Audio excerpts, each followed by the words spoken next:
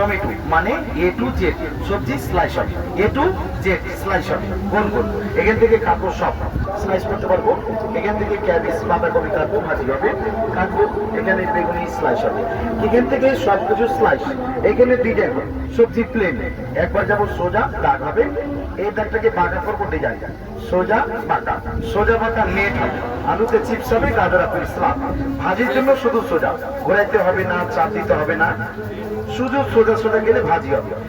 সোজা একবার, বাঁকা একবার, ডিজাইন হবে, সোজা সোজা ভাজি। কয়টা কথা? দুইটা কথা। আর এদিকে কাটবো সব স্লাইস, তিনটে কথা, শেষের কাজ। ছোট হয়ে যাবে, ধরে কাটবো। এটার সাথে এটা, এটা কিমা মেশিন, যাই দিব ভেতরে তাই কুচি হয়ে যাবে।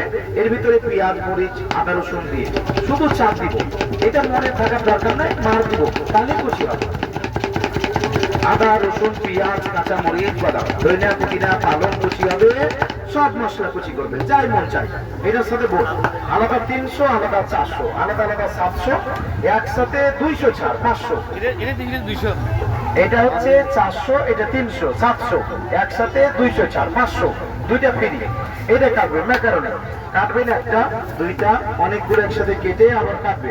শসা কাটবে, সালাদ, গাজর কাটবে, সালাদ, আলু কাটবে, চিপস হবে, ম্যাকারনি ডিজাইন, এটা ফ্রি হবে।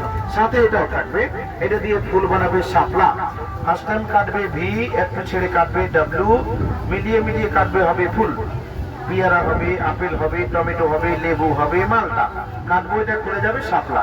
এটাও থাকবে। এটা হচ্ছে কমপ্লিট সেট, মাত্র 500। ওকে, ইনশাআল্লাহ।